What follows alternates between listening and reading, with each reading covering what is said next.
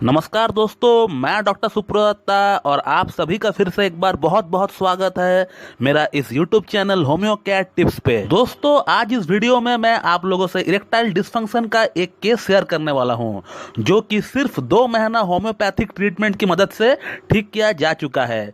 और इस वीडियो के माध्यम से आप लोगों को ये भी आज पता चल जाएगा कि सेक्सुअल प्रॉब्लम के लिए इंग्लिश गोलियां जो होती है वो कितनी हानिकारक और कितना डेंजरस हो सकता है किसी के लिए। क्योंकि ये जो पेशेंट है ये होम्योपैथिक ट्रीटमेंट लेने के लिए तब आए हमारे पास जब इनको एलोपैथिक मेडिसिन से बहुत ज्यादा साइड इफेक्ट देखने को मिले। ये जो पेशेंट है ये कई महीनों से इरेक्टाइल डिस्फंक्शन, लो लिबिडो, लो सेक्स ड्राइव, लो ऑर्गेज्म जैसी प्रॉब्लम से जूझ रहे थे और इस प्रॉब्लम के लिए इन्होंने कहीं से भी कोई भी ट्रीटमेंट अब तक नहीं लिया था। क्योंकि ये जो पेशेंट है ये एक बहुत ही साई नेचर का एक पेशेंट है और इनको इन टॉपिक्स का ऊपर बात करने में बहुत ही शर्मिंदगी महसूस होती है। ये पेशेंट अपना इस प्रॉब्लम के रिगार्डिंग डॉक्टर से भी बात करने में ऑकवर्ड फील किया करता है और इसी के साथ इनका शादी भी तय हो चुका था। घर वालों ने जो है इनके लिए रिश्ता भी देख लिया है और फिर ये पेशेंट यूट्यूब पे सर्च करने लगे कि इस प्रॉब्लम का सोल्यूशन क्या हो सकता है और फिर इन्होंने किसी का वीडियो देखकर इंग्लिश मेडिसिन टाडालाफिल 10 mg का लेना सही समझा। इन्होंने टाडालाफिल को जस्ट एक ट्रायल के तौर पर यूज करना सही समझा कि ये गोली खाने के बाद मुझे इरेक्शन आता है कि नहीं, मुझे डिजायर आता है कि नहीं। तो फिर इन्होंने टाडालाफिल 10 mg का एक सिंगल डोज तो लिया,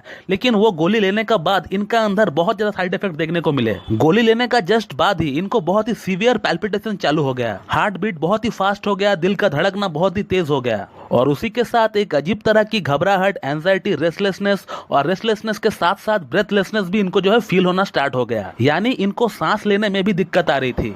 तो फिर इन बातों से आप समझ सकते हैं कि ये जो गोली है ये कितना भयानक हो सकता है और कितना हानिकारक हो सकता है किसी के लिए। आप पढ़ सकते हो कि पेशेंट ने अपना प्रॉब्लम के रिगार्डिंग क्या लिखा है और इस पेशेंट ने टाडालाफिल को रात को डिनर करने का बाद लिया है और होल नाइट इनको जो है सीवियर एग्रावेशन हुआ, बहुत ही ज्यादा साइड इफेक्ट देखने को मिला और ये जो पेशेंट है पूरी रात तक जो है सो नहीं पाया है और ना ही इस प्रॉब्लम के रिगार्डिंग किसी से ये कुछ कह पाया है। और जैसे ही मॉर्निंग हुआ इन्होंने मुझसे कांटेक्ट करना सही समझा, क्योंकि ये जो पेशेंट है ये मेरे चैनल को बहुत दिन से फॉलो कर रहे थे और मैंने तुरंत इनसे फोन पर बात किया और बात करके इनको एकोनाइट लेने को कहा। एकोनाइट 1 mg इनको दिया गया था। हर 15-15, 20-20 मिनट में जो है इनको एकोनाइट 1 mg का एक डोज इनको दिया गया था और हार्डली 1 घंटे के अंदर ये पेशेंट पूरी तरह नॉर्मल हो गया। पैल्पिटेशन, घबराहट, एंजाइटी, रेस्टलेसनेस ये जो हो रहा था इनको ये पूरी तरह जो है 1 घंटे के अंदर ठीक हुआ और फिर उसके बाद इन्होंने फ्रेश होकर एक अच्छा खासा नींद भी लिया और फिर उसके बाद मैंने शाम को इनको कॉल किया था। इनका जो मेन प्रॉब्लम था इरेक्टाइल डिस्फंक्शन, लो लिबिडो, लो सेक्स ड्राइव, लो ऑर्गेज्म,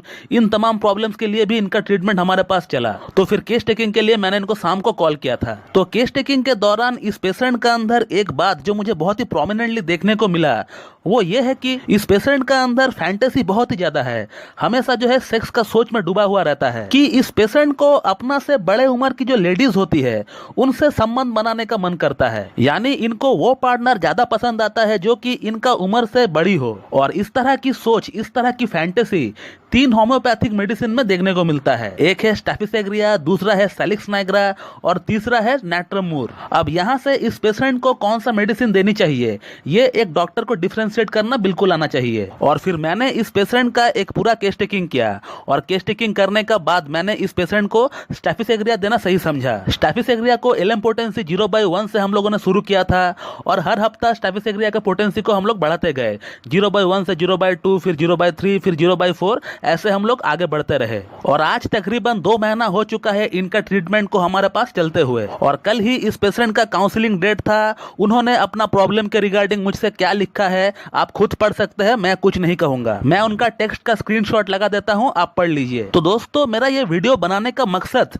सिर्फ इतना है कि आप लोगों में से ऐसा बहुत लोग हैं जो कि सेक्सुअल प्रॉब्लम के रिगार्डिंग एलोपैथिक गोलियां खा रहे हैं और आप इनडायरेक्टली तरह तरह की डिजीज को अपना शरीर में जो है दावत दे रहे हैं। स्पेशली हार्ट संबंधित रोग, हृदय संबंधित रोग ज्यादा देखने को मिलता है इन मेडिसिन से। लेकिन होम्योपैथी का रहते रहते इस तरह की मेडिसिन खाकर साइड इफेक्ट मोलने का कोई जरूरत ही नहीं है। ये एकमात्र केस होम्योपैथी से सॉल्व हुआ है ऐसा बिल्कुल नहीं है। आप मेरे चैनल का प्लेलिस्ट में जा सकते हैं, केस वाला फोल्डर में आप जाकर देख सकते हैं।